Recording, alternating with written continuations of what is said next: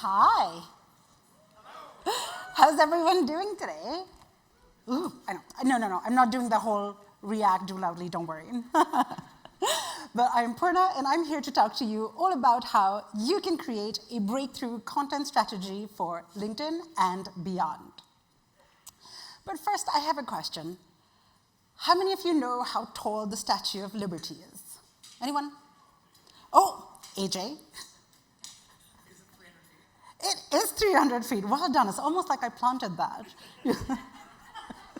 But do you know what else is 300 feet?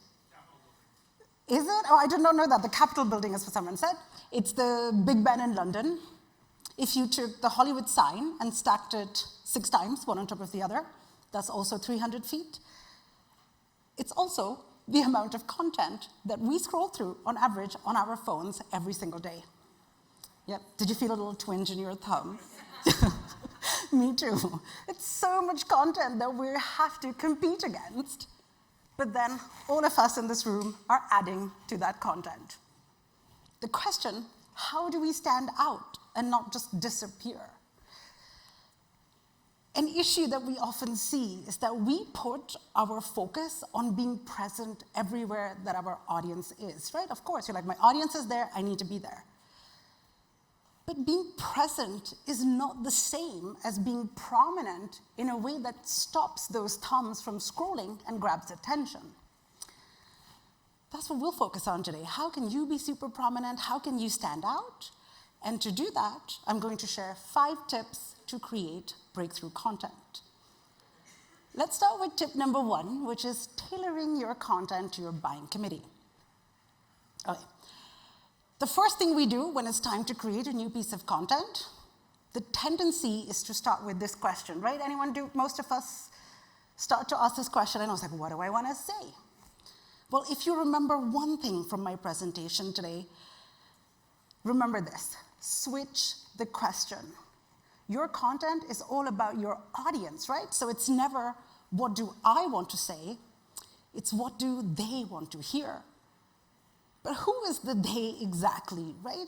In B2B, we know that decisions are increasingly being made by a committee of individuals, isn't it? It's not just the one decision maker. Let's do an over-under, okay? How many of you think it's over 5 people or under 5 people in a buying committee? Over? Oh, most of you saying over. Awesome. Yeah, and you're absolutely right. Well done. It's 6.8 people on average in a buying committee. And it spans multiple roles, right? Yes, of course, it's the person who signs the contract, but it's the end users, it's the implementers, it's other people who influence the decision. Each one of them is researching. Each one of them is reading and looking up content. In fact, 4 to 5 pieces of content are gathered by each person on the buying committee. Math pop quiz time. What's 6.8 multiplied by 4.5? No, don't worry, I'm only kidding. This is not a math quiz. But what's important is that you do create content to connect with all of these different personalities.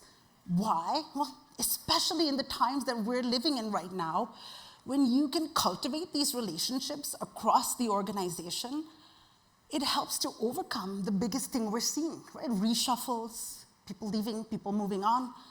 Recent stat from McKinsey says 48% of people are leaving their jobs and moving to an entirely new industry.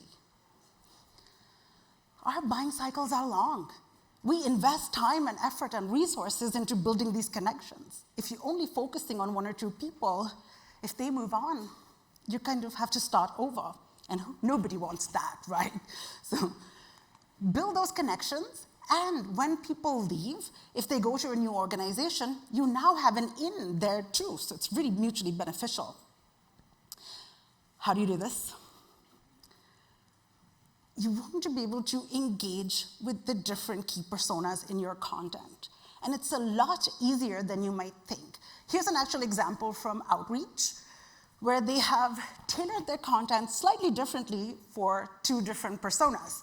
So here, for their leaders, they're like, hey, your reps only have 14 days, blah, blah, blah. Whereas for ICs, are you prepared right? Do you see the difference? It's so subtle, it's so small, but it's so hugely impactful. It just feels so much more relevant. You're like, oh, this is written to me. This understands my day-to-day. And I know it feels like we're all being asked to do so much more at this time, right? I totally get it. But creating content and tailoring it to different personas in the buying committee can be super efficient, I promise you. Here's another actual example.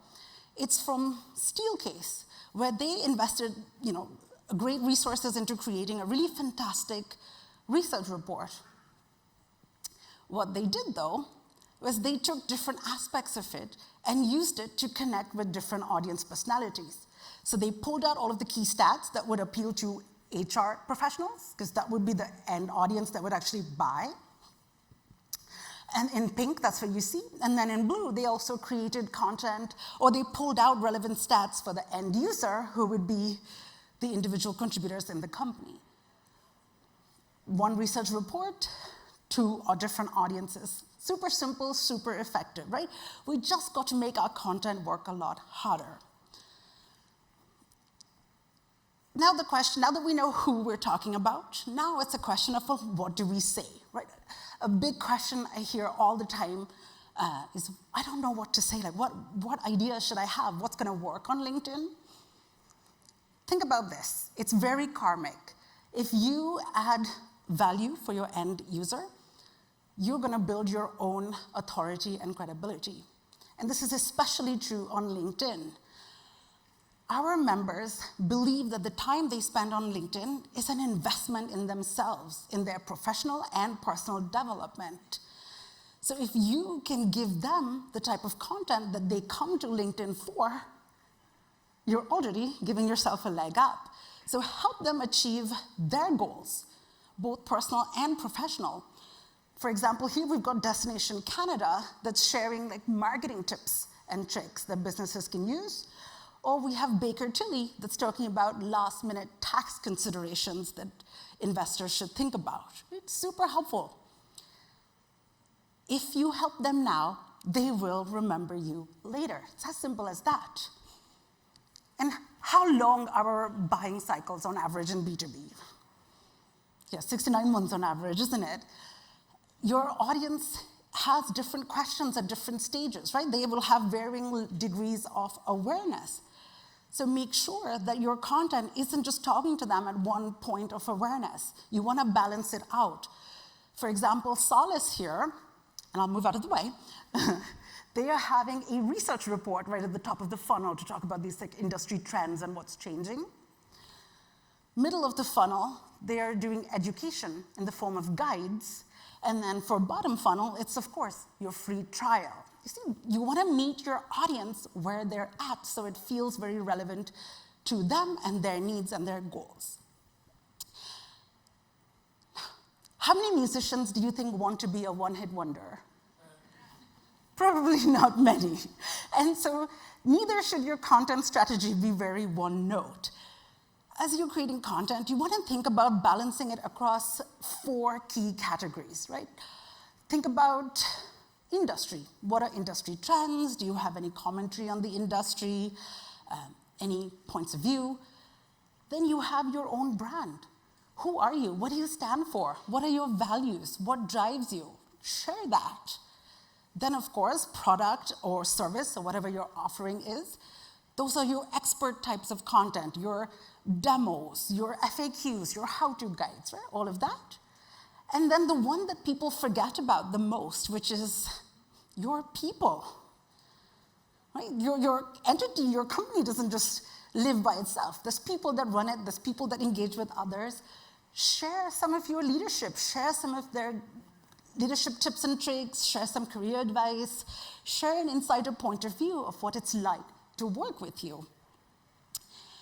That's what helps even build that emotional connection, which brings me to tip number 3, which is create emotional resonance. We all like to think of ourselves as logical, rational beings, right? I know. That last couple of years have disproved that, but in any case.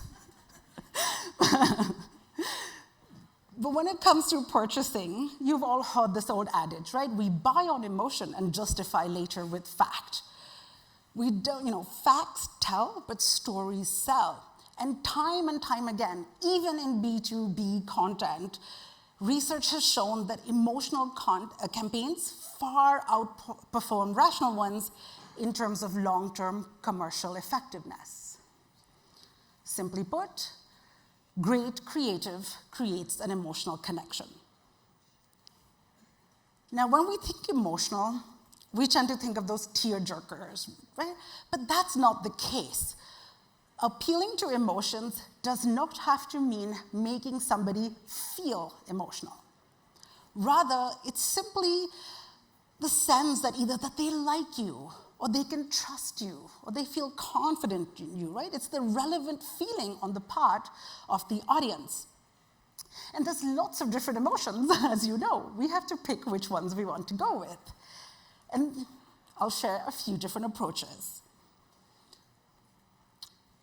Draw them in with edutainment, so education that's entertaining, which connects people and draws them in with the sense of curiosity. So here we see BP talking about how you can turn your household garbage into jet fuel. That's pretty cool. I didn't know about that. I would watch that. Or then we have Honda being like, it takes a Honda years to do what some cars do in a day. And I'm like, what's that? And they're like, depreciate. I'm like, good one. Totally gets you reading, right? It stopped you in the tracks, gave you a little smile. Listen, business buyers, we're all human too. Right? We want to work with the brands and companies that make us feel good. It's just human nature. Another thing you can do is to share personal stories about your people. This is and it can be about their work, it can be about their personal lives, what they like to do outside. Here we have Peloton. And what they did, they put out this article about one of their senior product managers talking about what it was like to build their new Bike Plus. That's really interesting. I want to read that. Like, what was it like to work on it? Or we have the US Army here, where they're sharing the story about a retired colonel who's now volunteering to reach out to families of those with people missing and connecting them with the right information to keep them up to date. It's meaningful. It's wonderful. If I was trying to, I didn't know you could do that at this company. And that's why this method is so effective. It's like a 2-for-1. It's interesting for your consumer-centric audience, but it is also super valuable content for your talent branding content. Right? You'll make yourself a more attractive employer when people can see what it's like to actually work with you. So this is a really good 2-for-1. Okay, we all need to let this one go. LinkedIn is not a suit and tie network anymore. Bring your whole self to work, bring your whole self to LinkedIn. Like, humor works. Humor is serious business too. And if you're like, well, I'm a bank, I can't do this. No, Monzo Bank, what you see on your screen, when LinkedIn came out with our funny reaction, they put out this post full of dad jokes, which I live for. I love a terrible dad joke. If you have a pun, please find me after. I mean, what do you call a lending product all by itself? A loan? I'm like, oh, so good. I know, it's terrible. My teenager is very embarrassed by me. Or, HubSpot has their funny example there. Go for it, don't be afraid. And then, yes, if you want to go more serious too, you still can inspire and educate in unique and unforgettable ways. I'm going to show you a 45-second video right now from the WWF. Have a quick look.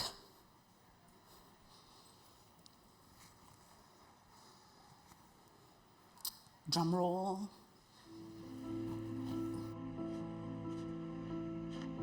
The Arctic is warming almost 3 times faster than the rest of the planet,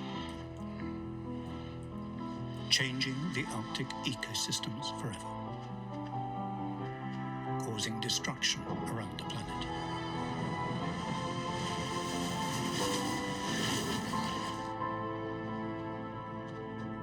Once Arctic ice melts, we can't get it back. We can't negotiate the melting point of ice. world leaders must take immediate action to keep 1.5 alive. Did anyone else feel really bad for that ice sculpture? I feel all these emotions for this. I want to protect that little piece of ice. So, I wanted to share this one particular one with you because it does two things. One, it starts with emotion, and then it goes to a very practical, rational, like we have to take action, we have to do this. And especially when you're talking about any purpose-related topics or things like sustainability or D&I, sometimes educational content can come across as a little preachy, right? Have you all felt that? Sometimes when you read something, you're like, okay, I don't need you to preach to me. But when you can come in with this emotional connection, like now I'm very vested, now I want to know more, and I want to connect and learn more about that message. So try to keep that in mind. We know who we're talking to, we know what we want to say. How do we say it? That's where your creative comes in. Now, everyone's like, B2B is boring. But I say, who says that? Who said B2B is boring, right? Come and meet this new generation of these like vibrant, modern, dynamic companies. These were started by these challenger, younger brands to compete with all of the more established, those companies that are monochromatic or black and white or very staid, right? These popped up. And then more established companies, like here you see Google and Microsoft, started adapting that same aesthetic too, because it's super dynamic, it stands out in the feed, it grabs attention. And it's also very, very on trend. Now, you heard this here first. Here are the latest in social visual trends. There's a clear intersection between culture and your audience. So many times, things that happen in one area do find their way more and more in B2B. Let's start with nostalgia. Our world is super chaotic and volatile. What's natural is that we yearn for simpler times. And taking a nostalgic route goes ahead and brings you back to memories of your childhood. It connects with you on a more emotional level. But then if you think pop culture, we see things like Stranger Things on Netflix kicked it off. Then we see all these retro video games that are super, super popular. Gen Z loves everything 90s. By the way, this is the most hurtful thing that I have heard. My son was like, 90s? Mom, that's vintage. What? Terrible. He's grounded for a month. No. What do Beyonce and B2B have in common? You guessed it correctly, it's the color yellow. It started off with Snapchat, remember, with a big burst of yellow? Then we saw Beyonce putting it in her Lemonade, the visual album. We start seeing it in fashion everywhere. Yellow is just bright, it's optimistic. And if you subscribe to color theory, yellow is also the color of creativity. Again, this just pops out from that sea of monochromatic, traditional brands. And the whole point of your visual is to connect with people, especially in a social media feed. Your visual is the first thing people can see. Now, as Mimi was saying earlier, this is a really big screen, but you probably can't see some of this text above at the back. But you see these big visuals, right? That's the same image. You're scrolling fast, you're distracted. People aren't paying as much attention to it as you might think. But a big poppy ad connects with both your audiences. Like here, if I was somebody in the market looking for help with my payables, then here, headache to heck yeah, pops out with the yellow. Or this one, even with your talent, this is talent audience focused. Is this such an effective ad? And for people like me, I'm like, yes, stop, I want to go and fix it. No, I can't keep scrolling until I fix that font. It's an ad, unsurprisingly, they're asking for graphic designers. So effective. Your visuals will connect you with your right audience. And to connect to more of them, don't make this one mistake. We see this mistake so often, which is people only use one kind of ad format. If that's you, please consider diversifying beyond that. A, you'll find fresh and interesting ways to stand out and engage. But two, it's also more inclusive. We all have different consumption styles and preferences. Some people would rather watch a video. Some people would be like, never a video, I want to read. Some people just want an infographic, like give me an image. Take your same piece of content, put it in different formats, so that way you are engaging and including and speaking to different members in your audience the way they would like to be spoken to. And then push every format to the limit. So if you're doing an image, think bigger. We also have this new larger image size formats too, which we have found they can yield 38% higher click-through rates. Why not? And then think mobile. All right, confession time. Like, how many of you are like me who spend more than like 6 hours a day on average on your phones? So shameful, I know. We all do this. And this is the most beginner level tip, right? Everyone's like, Purna, really, you're telling us to think mobile? Like, we just lived through like a decade of the year of the mobile. We're always chasing the next big thing, the advanced strategy, the latest thing. We can forget the foundational basics. And this is one of them. 80% of sponsored content clicks come from mobile. We're all spending hours and hours on our phones. So if you have complicated images, if you have those infographics, be mindful for how they're going to show up on those smaller screens in the vertical format. What else can you do?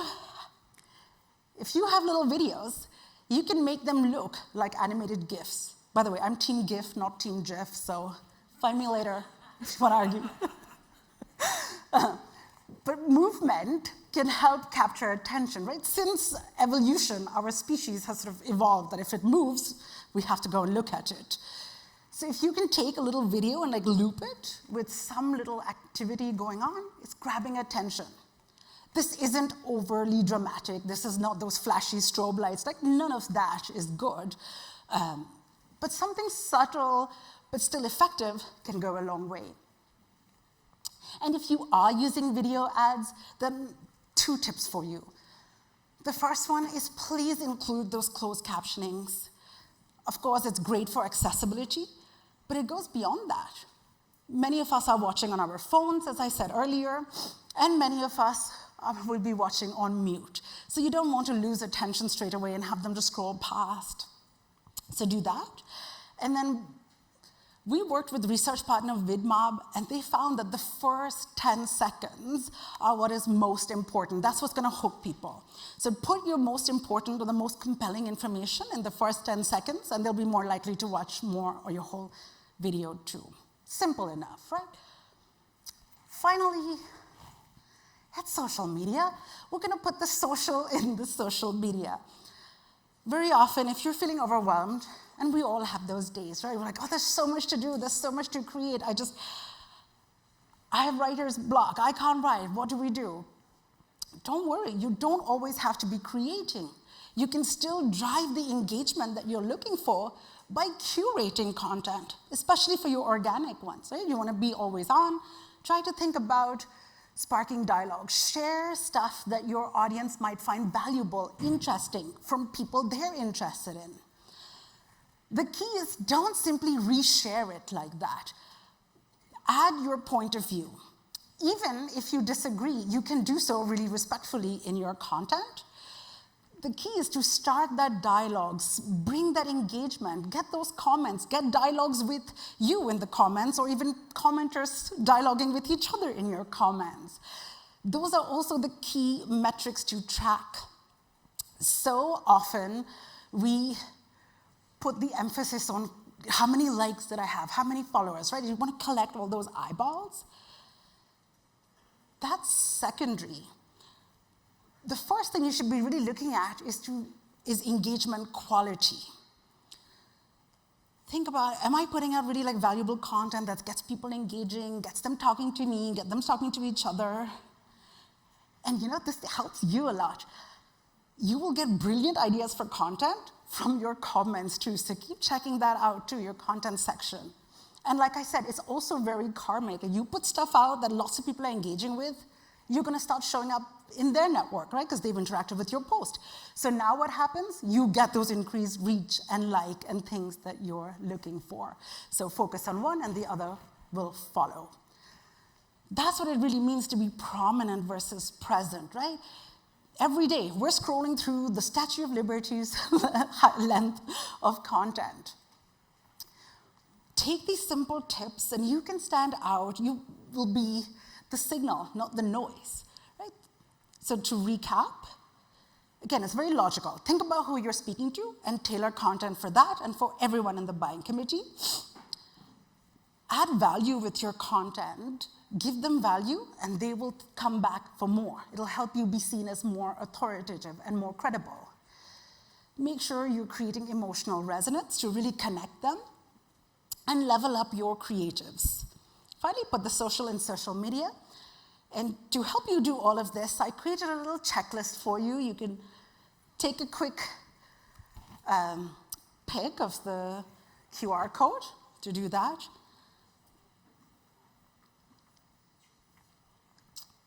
But otherwise, I'll give another 10 seconds, sorry.